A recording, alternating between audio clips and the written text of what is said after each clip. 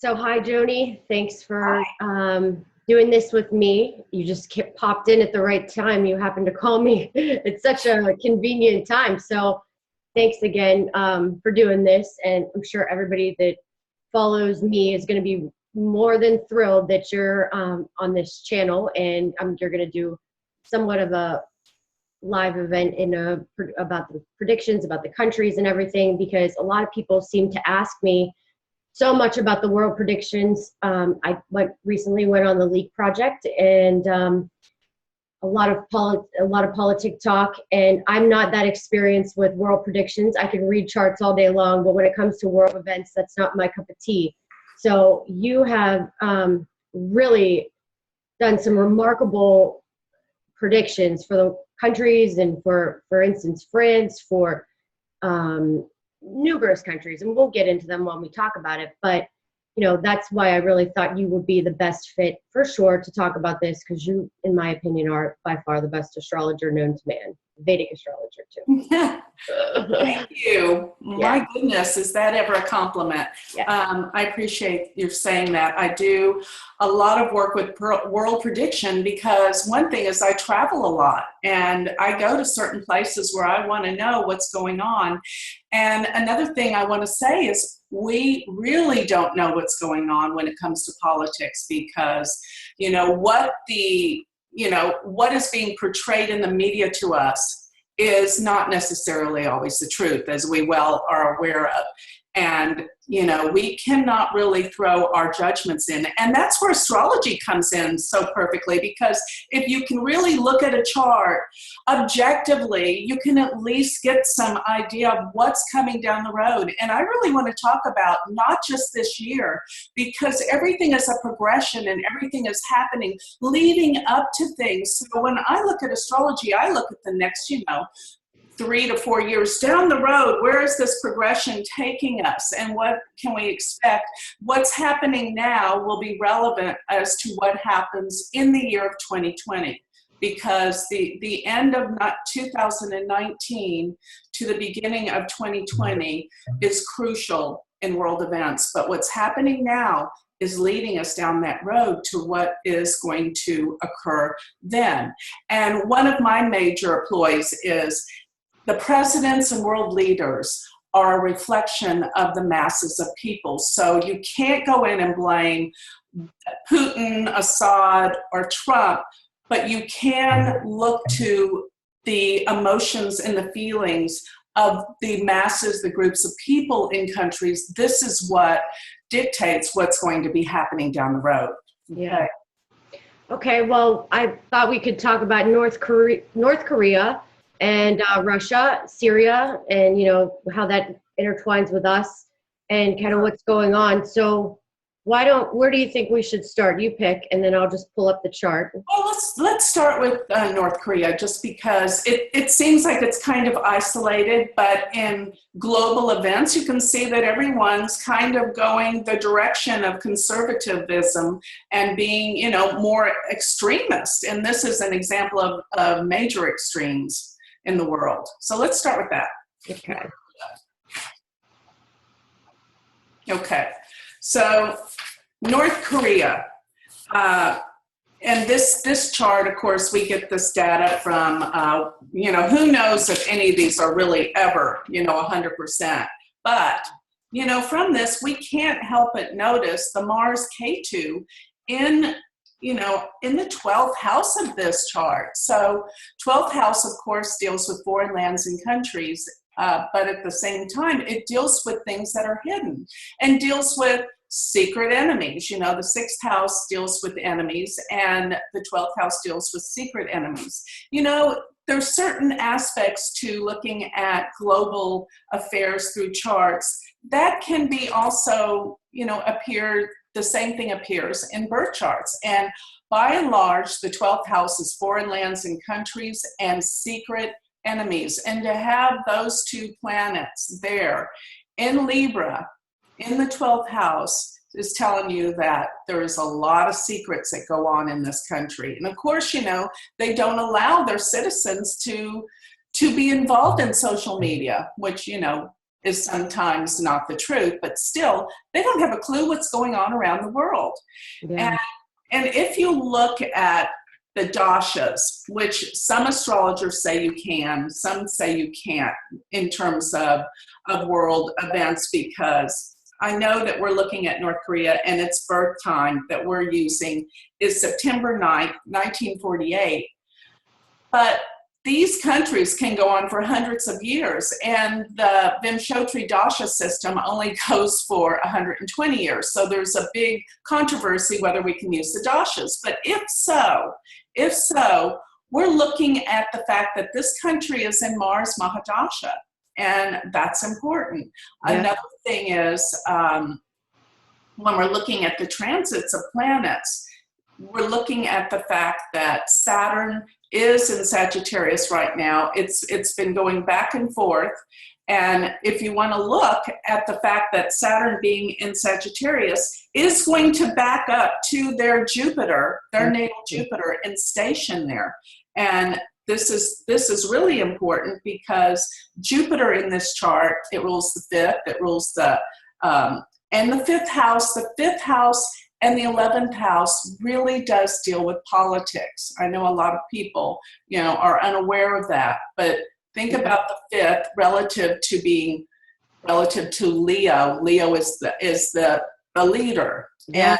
And 11th house is humanity. So Jupiter is important here, and Saturn's going to back up and pretty much station around 27 degrees of Scorpio, right there on Jupiter. So a lot is about to transpire and happen. And I think, most importantly, going back to what stands out more than anything in this chart, aside from that Mars K2, is the fact that look at where Saturn is in this chart.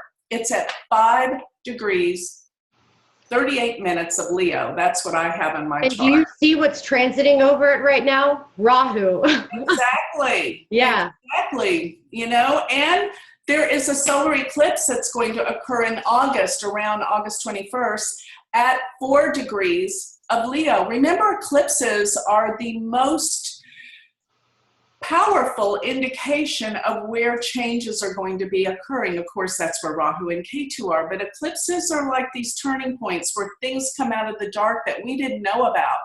And if you'll notice, Saturn at 5 degrees of Leo is conjunct the fixed star Regulus, which is the star of kings. And as we well know, Donald Trump's ascendant is around 5-6 degrees of Leo.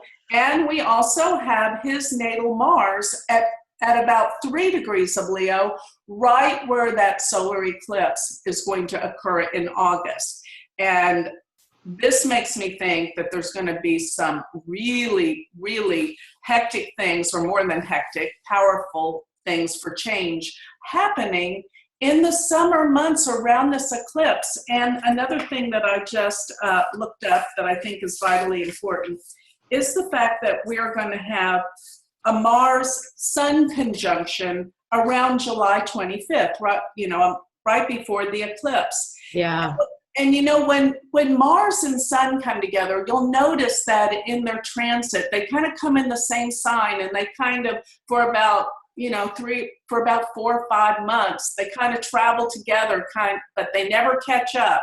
Till when they do catch up and they conjoin, it's always going to be something that is warlike, because Mars is all about war. And this will occur in the sign of Cancer, Mars debilitation sign. So watch for anything to do with leaders or countries that may have this conjunction around, or any planets in Cancer, where the Sun and Mars conjunction will come together. By the way, the day of the Boston Marathon bombing, Mars was exactly conjunct the Sun. So, and remember, the Sun can deal with leaders as well. So looking at that, it's going to be around 8-9 degrees of Cancer. Look at North Korea's chart, where they have Venus at 7 degrees of Cancer. So that's important. It is in, let's see, it's in the ninth house, which can deal with some kind of their laws, their regulations. Things are going to explode and things are going to change in this country. Well, and Jupiter, how about Jupiter's going into the 12th house too? That's pretty like. When Jupiter goes into the 12th, remember in September, Jupiter will go into Libra, but the same month, Rahu and Ketu change signs into Cancer Capricorn. So we've got the nodes coming together in Cancer and Jupiter going into the 12th. So yeah, there's a lot of things that they're going to keep secret. And you know, and from the world, we don't even know what they have hidden. And you know, Mars and Ketu together, I'm pretty sure, because I did a reading for somebody that was in the World Trade Center or right around it when it happened, and she had a transit of Mars and Ketu, like on Mars and Ketu, and wasn't that together during 9/11? Yes, it was. Yeah. They were conjunct in Sagittarius and Mula. And Mula is the nakshatra of destruction. And of course, Rahu was in Ardra, which is, and let me just tell you something quickly here.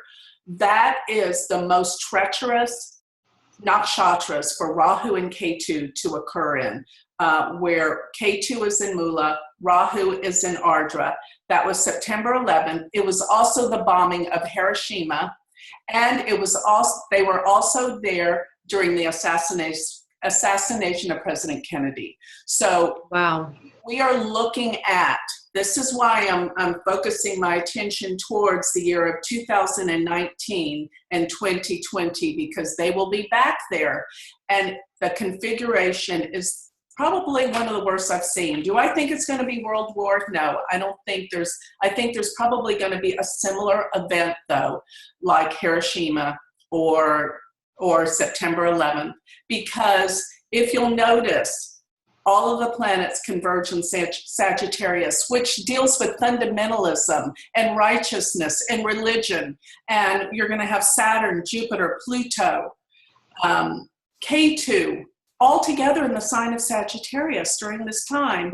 And then in February of 2020, you're going to have Mars move into Sagittarius and cross over the eclipse degree that happened in December, around December 26th of 2019. So see, everything's building towards this crescendo is what I'm trying to focus. So you want to look at these countries in terms of what is happening in these countries and these world leaders charts around that time as well. Well, you know what, Joni, I just noticed too, I put the nakshatras in the outer planets, and Uranus is in Ardra. Oh my gosh, yeah. Yeah. I mean, Ardra it deals with tragedy. Its symbol is a teardrop.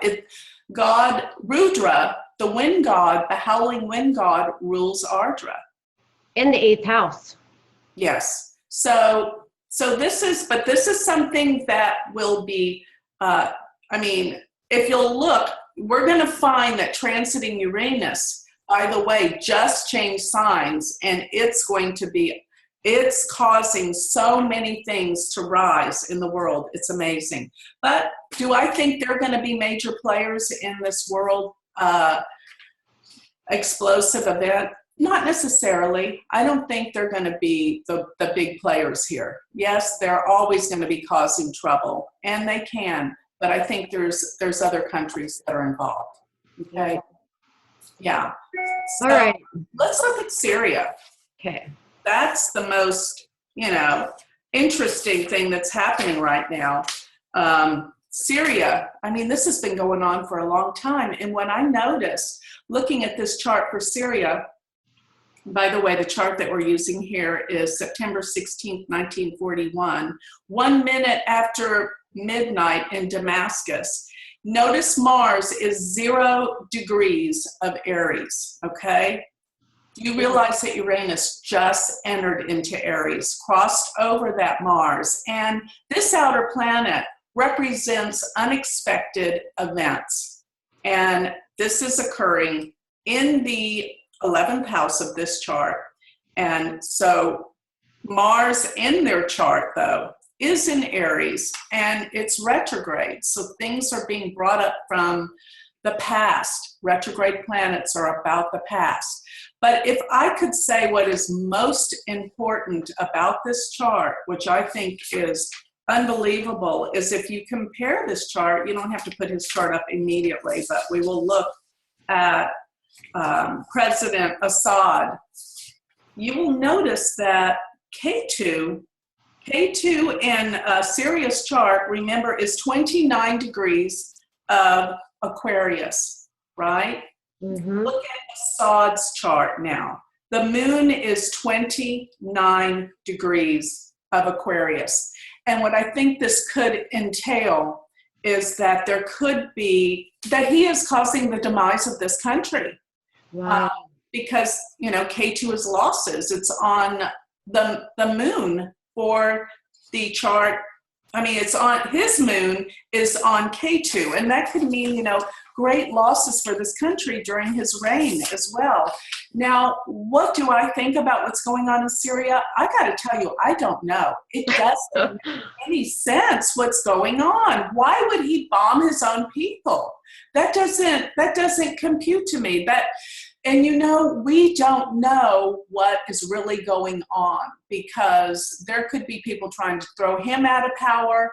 And yeah. Well, you know what, Joni, another thing I've noticed from just some of the readings that I've done, and what I've really been into the nakshatras, and Vishaka can be a very turbulent, like somebody part of Scorpio, that, you know, it's kind of can be work, because if somebody wants to fight for a cause or something, I mean, they'll fight till they die, you know. And that's true. And another thing that I know, well, Purva Bhadra can be the dark side too of Aquarius, right? I mean, right. Definitely, for sure. Right. And just together, having the nodes in the 1st and 7th in Scorpio, I mean, it's just, yeah. Well, you know, talking about that Purva Bhadrapada at 29 degrees, he's got Saturn and Moon in Aquarius. Purva Bhadrapada, its symbol is 2 faces. And that generally means, not always, but it can mean someone that's two-faced. They say one thing and they do another. So this guy can't be trusted with that Moon Saturn there. And let me tell you something else about Saturn. Saturn's at 20 degrees of Aquarius here, right? Neptune in June is going to be at 20 degrees of Aquarius. And Neptune is never what it appears. And it brings out things that are deception and delusion. So I got to say, he is deceiving. There is so much deception and delusion. And sometimes I'm not quite sure if he's the one that's being deceived or if he's the one that's doing the deception. But I would think, with the moon being in Purva Bhadrapada, that this could be that he is two-faced. He'll say one thing to, you know, world leaders, and he means another. So he really can't be trusted with this at all. Well, anytime too, when you have the Sun and Mars and Mercury and all together, that can make your ego out of the charts, you know, just power ego, and you're like, you just can blow up. I've noticed that Sun and Mars together at any time, no matter what. I mean, it's somebody that is you just don't know how they're going to react, you know, because Sun is kind of their personality too. So yeah, that's some intense energy. And, you know, another thing, how about the fact that Rahu and Sun are conjunct in Syria's chart, as well as Rahu and Sun are conjunct in Donald Trump's chart right now, and or in his birth chart period. That's a whole nother can of worms. I mean, and that 29 degree mark in Leo is so significant because, you know, it is the very last degree, and it's extreme, and it deals with something to do with leadership. And you know what else I was noticing? If this ascendant's correct, and even if it's not correct, this you could read this chart through Chandra Lagna, because the moon is on the ascendant, so you could read it through the moon. But the Sun in Rahu in Leo in the 3rd house deals with communications. This is, you know, people aren't being read the truth with this extreme of these two planets together, and the eclipses are falling in the third house here and the ninth house. But Neptune coming up to all of these planets represents we do not know the truth. There are some deeper things that are being hidden from the world. Okay, so yeah. So that's Here's his transits from the moon, but Jupiter's in the 8th. okay. That's Assad's chart? Okay, yeah. Well, and he's got, and from the moon, he has K2 crossing Saturn in the first house. Right. And, you know, look at the fact that these eclipses are going to affect him. If we can use the birth chart that we have here with, well, you know what? The birth chart I have is around noon. And I have his sun in Leo in the 10th house. This is the chart I use for him. But who knows if this is correct? But still, all in all, you know, he is born under a bright full moon. And as Rahu and Ketu are crossing over Leo and Aquarius, he has been under fire this whole year. And, you know, with sun in the 10th. But let me go to his Ketu. His natal Ketu is at 14 degrees of Scorpio, okay? That is pretty much conjunct the fixed star Antares, which is at about 15, 16 degrees of Scorpio, which is the star of war. And, you know, that Saturn-Mars last summer coming together on that really heated up things in Syria. And I think Syria is going to be the focal point of where everything is headed in this world. Because it's like the trigger, it's the beginning of facing all of these countries against one another, and particularly starting in the Middle East. Okay. Yeah. You know, last couple of years, I think it was last year, the year before, when, you know, I have planets in Scorpio in the first house, so I was really cautious because of you know, telling me to be, because that's really what astrology is. I mean, I was cautious, so I'm still alive, so that's great. No accidents, nothing too crazy. But, you know, you have to be cautious. And if we were on the phone and you were doing, I think, somebody's chart, it might have been Turkey or something. And you were like, I don't know what's going on, Heidi. And I have this recorded. And this was even before you did the predictions or anything. Like, I don't know what's going on, but I don't know if, you know, they're going to overthrow him when Mars and Saturn were right on his moon. And literally to the day, no joke, I was like, the news came on and they were overtaking Syria or Turkey, and I texted you. I was like, look at this. I can't believe it. You were dead on. I mean, not even that, just the France predictions. You pinned that down to the month. You said, I don't know what's going to happen in France. It's just really looking bad. And you did the exact month with when the terrorist attack. I mean, it was just, your predictions are just, I mean, they never fail. Yeah, because you know what? You've got to look at these transits and how they're affecting countries and the world. And when you pull in the fixed stars, you're really going to pull in events. And that's how I make my predictions. When I look at if we have eclipses or major transits, such as that Saturn-Mars conjunction, it was exactly on Antares. And it landed on Erdogan's Mars and Moon, 15 degrees Scorpio in his 12th house. So I knew Turkey, because that's what we're doing right now.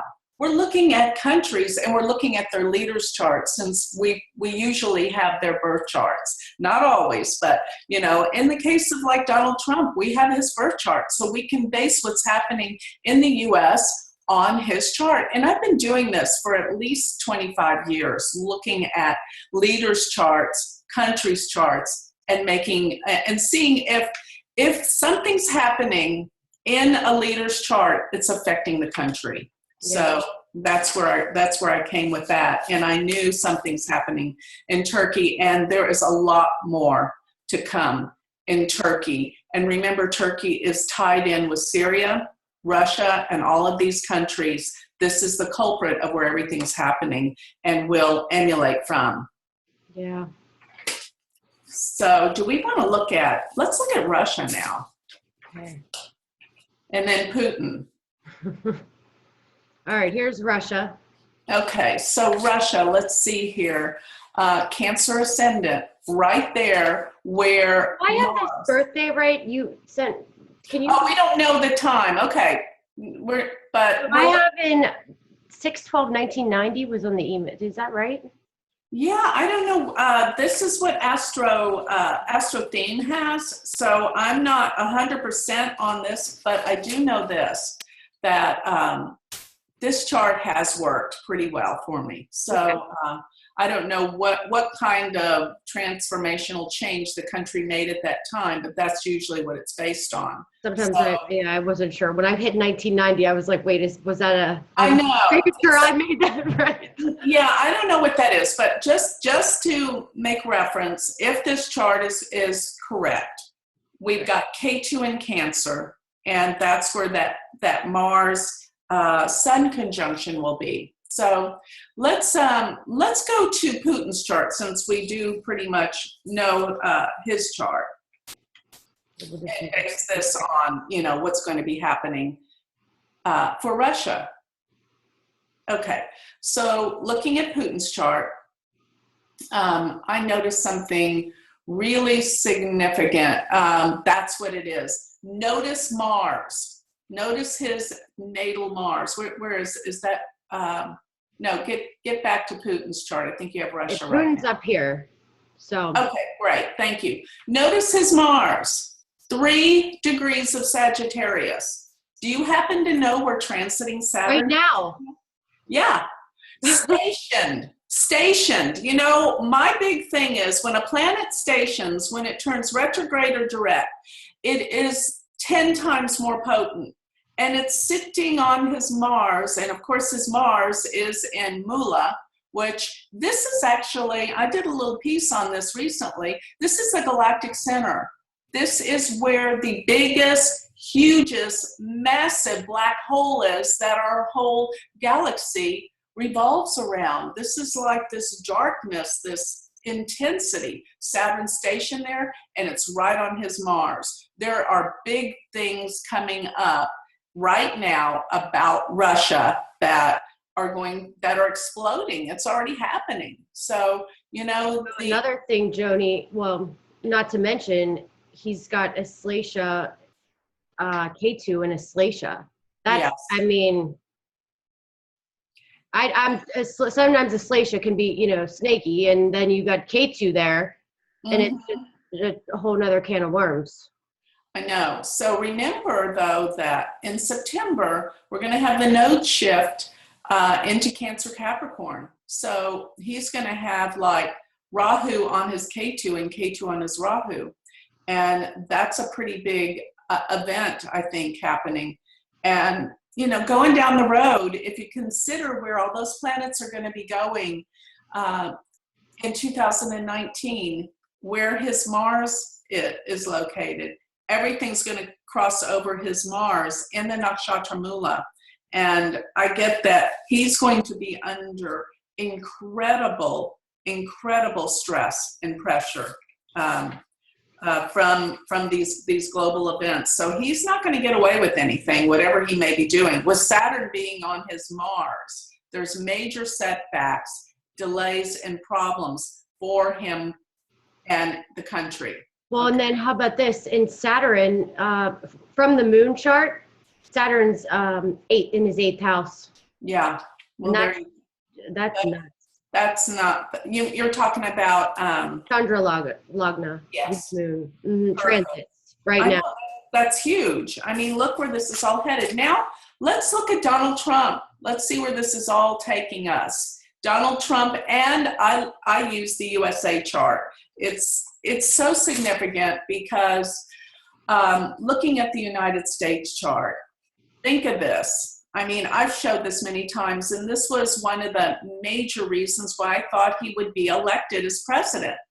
And the whole thing goes, I went to that conference. You remember I went to that conference, Western Conference, and I was on the presidential panel, and everyone pulled me aside and said, you're wrong. There is no way that Trump is going to win.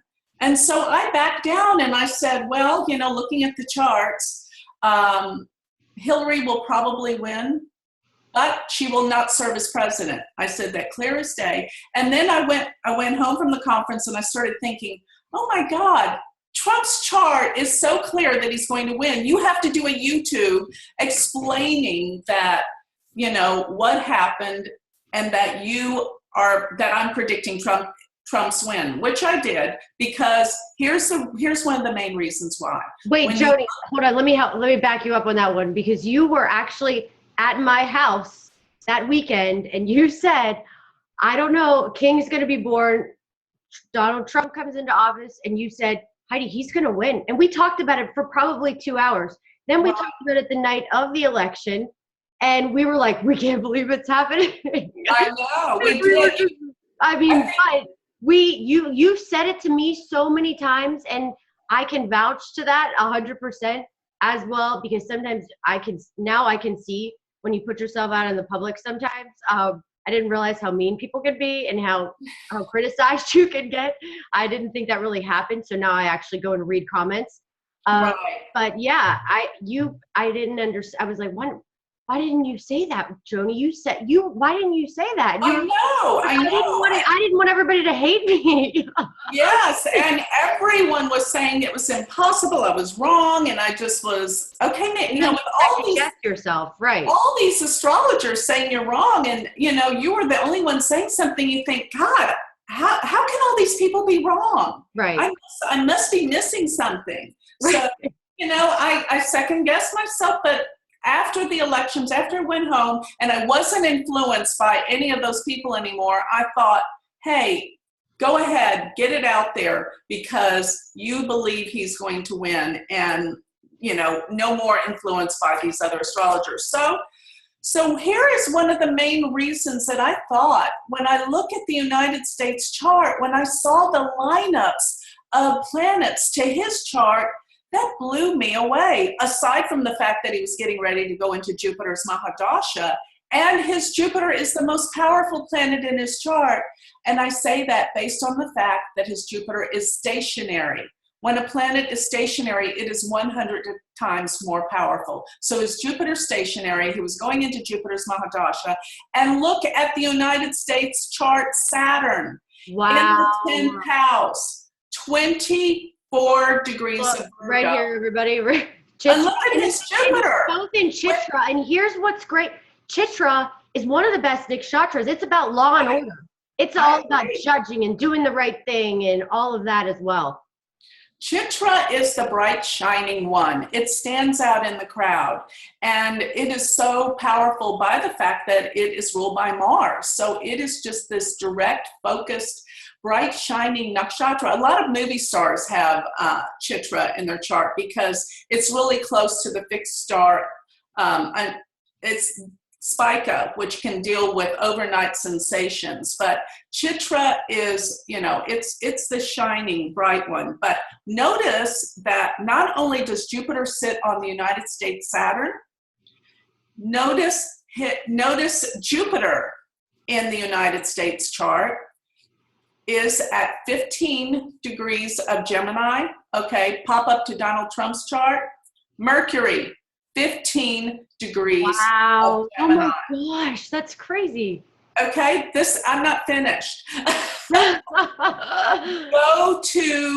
Go to Mercury in the United States chart.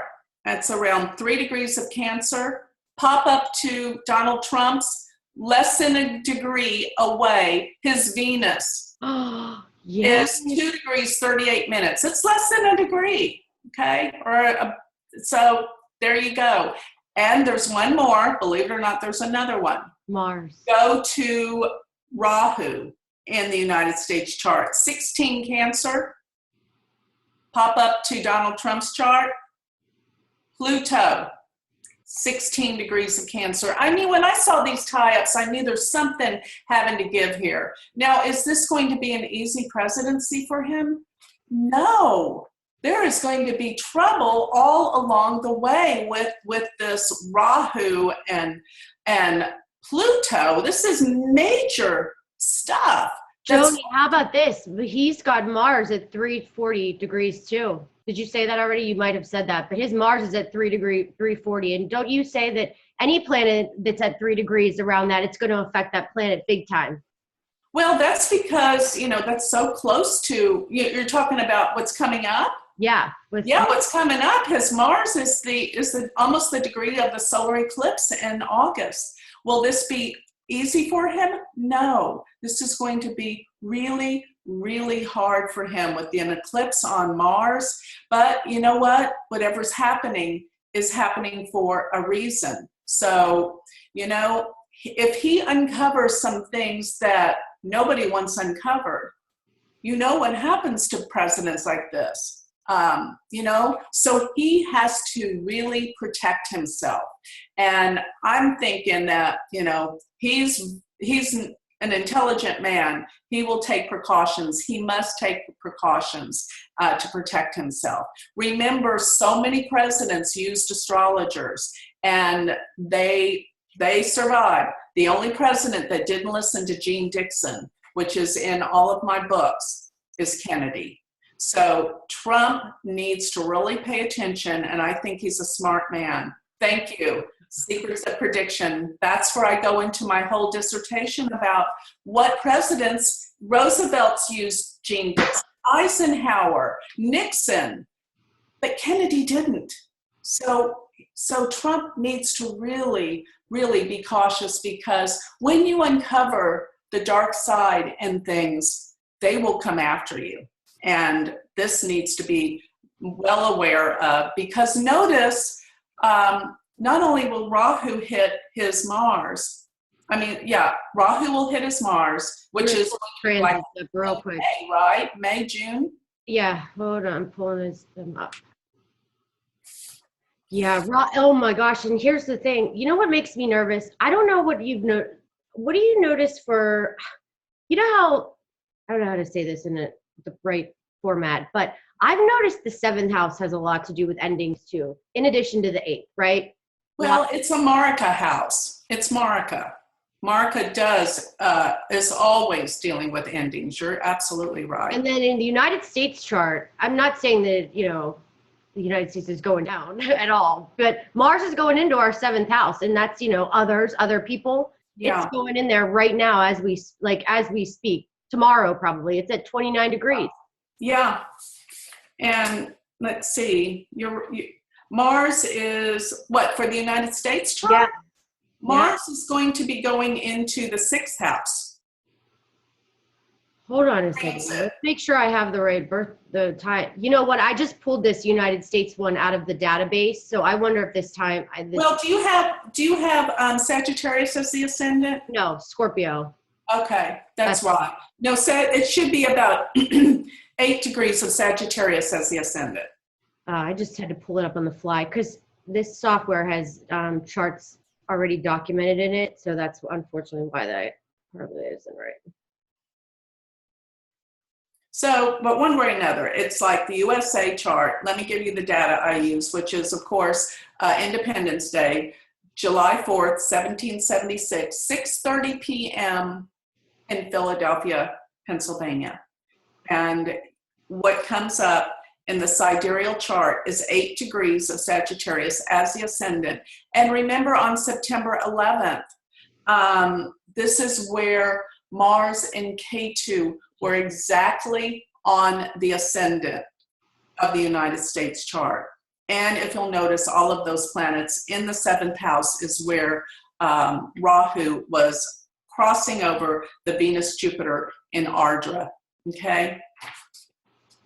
But going back to what's happening, with just thinking about how Trump's Pluto conjoins Rahu in the 8th house. I mean, this is all about exposing the undercurrents and the things about scandals. The 8th house is scandals. So I'm thinking there's major revelations in all of this. So you're going to find that. Now, going to where I want to go, where things are headed, and, looking at Trump's chart, looking at the United States chart, remember I was talking about that Mars Sun conjunction that's going to happen around in July.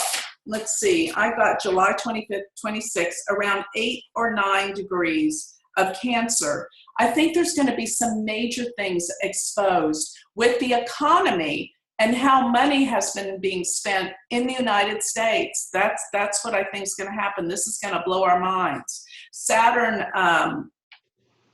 and looking at where Saturn is going to go, let me talk about Trump for just a minute, because this is important. We know that Saturn is retrograde now, and it's going to go back into Scorpio, where it will station, remember how important stations are? At 27 degrees of Scorpio. Notice Trump's chart. K2 is 27 degrees of Scorpio. Wow. So Saturn's going to be stationing there, and it's going to be, so, you know, he's coming into the Sati period, very potent. Saturn will station, so it will hover around the degree of the moon and K2 and opposing the sun and Rahu. And this is in his 10th house. His job is going to be very, very difficult. Now, but here's a saving grace. Transiting Jupiter, which he is in Jupiter's Mahadasha, which means that's the transit that takes precedent over other transits. Transiting Jupiter will be aspecting the sun, Rahu, during this time. And all the way through till September, that transiting Jupiter is aspecting the sun. And I think something good could come about by the time that Jupiter finally trines his sun, and that will be in September. Okay, so through the havoc and the problems of this summer is going to be really heated up. Nasty things are going to be happening here in the U.S. and concerning Trump. But by September there will be a relief. But here is the problem: once Jupiter crosses over into Libra, we still have Saturn aspecting the sun and Rahu without the grace of Jupiter's transit. That's what bothers me. When Jupiter, the protection of Jupiter is lost by going into Libra, and you still have Saturn on the moon, K2 aspecting the Rahu sun. Well, how about this? His GK, which is, you know, the significator that causes can cause some issues, right? Is Venus, and Venus just went into his 8th house. Yeah. Well, Venus is in his 8th house, but by the time all these problems are going on, it won't be there anymore. Okay, good. Yeah. And I'm really concerned about this. But once Saturn, I think it's in October, will go back into Sagittarius, it will be better for him, because it will be moving away from the Sati. Well, essentially, he will be in Sati the whole time that Saturn is in Sagittarius. But I definitely think it's more intense when it's exact on the moon and K2. So go figure. I think that once we get Saturn in October out of the sign of Scorpio, things will lighten up for him. And he's just got a lot on his plate, having to deal not only with all these foreign countries that are at odds and causing attacks. His own people are his enemies too. That's the sad thing. And that's what I was going to say. Plus, in the country, you know, here's the thing. Let me just say one thing about Turkey, because I have friends there. I love Turkey. I can't wait to go back. But right now, it's so dangerous. I'm staying away. But one thing is, you know, they're saying they're about to pass a referendum that will make it more of a democracy. But I think it's going to be less of a democracy, because anytime someone says something about Erdogan, he puts them in jail. Yeah. What if Trump put people in jail that said bad things about him? Everyone would be in prison. We wouldn't have enough prisons or jails to support that, would we? That's so true. Yeah, that's true too. So my point, I guess what I'm trying to say with that is that not only does he have to deal with foreign affairs and what's going on in this country, but all the people that are against him and making his job impossible. So, I mean, he has the most difficult time ahead imaginable. I really do, you know, I don't take sides and everything, but in this, I do feel like I have to stand up for him on this, because it's just not, I feel like sometimes it's just not fair. Nobody gives him a chance. Nobody even lets, it's just constant negativity. You know, I mean, I just can't even imagine how he still keeps it together, and he's so strong, because, you know, I think you have to give him a shot, whether you like him or not. He's still our president, and you have to respect him. It's just common sense. That's just not, it's just how life goes. You need to respect who leads the country. Like when Obama won and all that, there weren't rioters out and all that craziness, and a lot of people weren't happy with that. But the point is, because of how the world has shifted and how everybody's allowed to say whatever they want and just free this, free that, free speech, free this, and it's like so out of control. I mean, that people aren't going to school, the teachers are getting, I'm like watching the news and I'm just looking, what is going on with the world today? Like, it's crazy. Yeah, yeah. And my point always with that is, you know, people tend to look outside of themselves to blame the outside world for what's wrong with their world, what's going on in their life. It's so easy to be a victim and say, hey, it's the government, it's the president, it's my parents, it's my family, it's my boyfriend, whatever. We have to start looking at ourselves, and what is out there is an image and a projection of something that we need to learn about ourselves. So whatever is going on in this global affairs, as above, so below, this has something reflected within ourselves. And I know people are not opening to that, but this is, if we are to be astrologers and we're trying to give people spiritual guidance, we cannot be blaming outside circumstances for the problems that we may have in our personal lives or what we project as our country. So people have to learn to pull together. And I've said so many times, so many times, when people don't pull together and they're at odds with each other, they create catastrophes and world events that force them to come together. Because things can't continue on the way they are right now, with people blaming one another. And, you know, it's like it goes for both sides. You know, if you look at CNN News, all you know about is how horrible Trump is. But you know what? I couldn't watch Fox News when Obama was elected, because that's all they focused in on, how horrible he was. I'm just like, you know what? Me either. And I started watching, I always bring this up on every video I make, OANN, One American News Network. They literally hired somebody to go in during the campaign and donate money to the Hillary campaign. They're younger people, very open. They actually paid to her thing, and they showed out what she was saying, what they were doing. I was like, why are people watching this? I mean, just a lot of how they were trying to sabotage him. I mean, it's just, he's not had anything easy whatsoever. Nothing's been handed to him whatsoever. He works like his ass off, in my opinion. And I think, if anything, the least thing we can do is not, you know, be so negative to him, because you turn on so many shows, TVs, YouTubes, it's all, you know, you're like, my God. It's interesting that people all have such strong opinions about this and him, and they think they know the answers in politics when they don't even know the truth of what's behind the scenes, right, what's really being manipulated. I mean, and people, it's like, I have that same thing with astrology.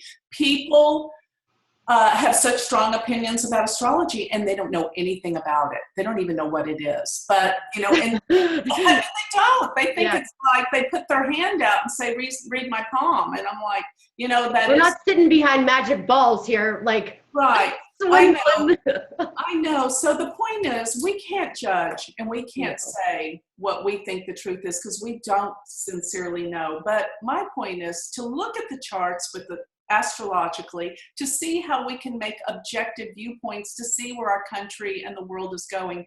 based on what we just processed right now. But I'm not going to be one that's going to say one leader or one country is bad or good, because we really don't know. We have to be objective. And, you know, Trump is extremely polarizing. And I think that he really got to the heart of a lot of people that have issues with selfish, righteous men. You know, I mean, look at all the women's issues. That's what really has been stirring up. So I want people to really look at what it is within them that he is provoking to create that anger. In other words, it really doesn't have anything to do with Trump. It has something to do with their feelings about what he represents to them. Okay, that's what it's really about. Yeah. Well, you know, I just wanted to say too, because I want you to tell about your university and stuff, because I think it's so awesome. I've taken a lot of your classes, and you're by far the best teacher. You explain things so thoroughly. You were a Western astrologer. Talk about that maybe a little bit and say your background, because I think people, I had, just to give everybody a little story here, I never believed astrology. I found Vedic astrology. And I got a few readings from some people that were males from India, some that were from India. And my chart isn't sometimes, you know, the most graceful chart, let's say. And I had some bad readings and they scared me, but some of the stuff was right. So, you know, it really did bother me. And I Googled, I was upset, crying, like, oh my God, I'm going to die, blah, blah, blah. It's just horrible things, you know. Google Vedic astrology and JONI's pops up. And I was like, there's no way it's Vedic astrology. Did I type that in right? Because, you know, I was picturing the typical, you know, because back then it wasn't as popular either. So now it's definitely out and it's getting more noticed. But, and I had a reading with you, Joni, and you really changed my life. And you were not only my teacher and you know, you became my friend. You did my readings. I mean, but in a way you were my therapist, because even if predictions it wasn't even that I wanted to know, I just wanted to know kind of what was going on, why I'm feeling this energy, and to validate it. And all you need is maybe somebody to talk to that's not like the doctor. You're not going there and they're giving you pills. I mean, you were personally, I'd say, one of my shrinks, psychologists, you know, and I do want to thank you. And I mean, you're just such a great person, you know, the things that you predict. And I've learned so much from you. I use so many of your techniques. And quite honestly, I had to give you credit for it too. And I wanted you to be shown here and talk about your university, because a lot of people ask me about astrology and where to start. And I just send everybody to your website and your YouTubes. So thank you. Yeah. Well, you know, I've been doing this my whole life, literally. And of course, when I started, I didn't know about Vedic astrology. I did Western. But I really wanted to become more specific, more accurate, and Vedic really was that for me. So I made it my mission to learn Vedic. And since then, you know, we didn't have YouTube. We didn't have anything on, you know, online or computers. So I had a center and I wrote my own book, because I didn't think there was anything out there that really explained it clearly for the Western mind. So I wrote my book, Eastern Astrology for the Western Minds. And I've always been a teacher, and now I've created a whole online course that certifies people in Vedic astrology. And I take it step by step. There's 6 semesters, and each semester is specific. One is about world prediction. One semester is about prediction with dashas and transits. So there's 6 semesters, and before you graduate, I make sure that everyone can read a chart using every single one of my techniques. It takes over a year to complete this whole process, and in the end, I want to promote my students, and I have a graduating class coming up here, which I'm going to promote them and send them out to the world, because they are phenomenal. I cannot even believe I give them the hardest lessons to complete in this last semester. And I say, hey, take this person's chart, look and see, when will they come into money within a 5-year span? And they nailed it within a week. and using my techniques, I use these charts, that I know what's really happened in these people's lives in the past, and they're able to predict it, not knowing anything. So I have to say, I'm really, really proud that my students have come this far and that they're able to do what they're able to do. And my favorite thing in the whole world is to teach. So my university is my pride and joy. That's what I was saying. So it's universityofvedicastrology.com. And your readings too. I mean, you pulled some things. You're really great. And I don't like really doing this too much when people want to know exact financial things, when they should invest. And I'm more of somebody that likes to talk about personalities, when it's going to be better times. But I always say, if you want dead spanking predictions, you need to go to somebody that's been doing it for way longer. And you wrote books. People ask me all these questions. Do you recommend any books on stock market with predictions? Because I believe that the government uses astrology for everything. And if the reason why it's so secretive is because if everybody knew astrology, we'd all have power, money, and there would be no, it would be a different world. And you are really good at that. You've done, I know, some high ups, charts, and you still do people that do investments and all that. So if you want to, Joni's awesome for that. I'm sure she has things on her website. And well, you know what JP Morgan said, don't you? And JP Morgan, well, first of all, JP Morgan's astrologer told him not to get on the Titanic, and he listened. Wow. So he had the utmost respect for astrology. Here's an example where we can use our free will through knowing astrology to avert things. And the saying that I use in one of my books that is a quote from him is, millionaires don't use astrologer, billionaires use astrologers. And it's true. Yeah. Yeah, some of the things that you've told me that I didn't do.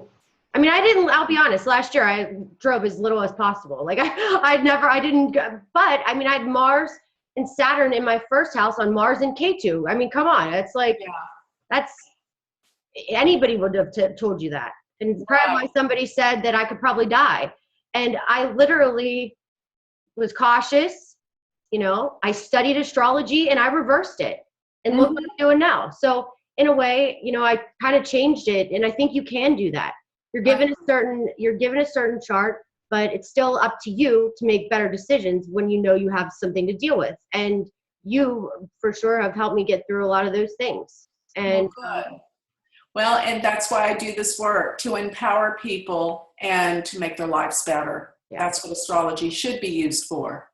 Right. It's so true. Okay. Alrighty. Well, thanks so much, Joni. And I think this probably definitely helped some people, because everybody wants to know what's going on here. We want to know what's going on here, right? Yeah. And remember, things can be averted. That's why I do the work I do, so we can make this world a better place. And it doesn't have to go down the road that we're headed, but that takes conscious awareness and work on ourselves. Yeah. Okay. Thank you for having me. Okay. Thank you, Heidi. Bye. Bye.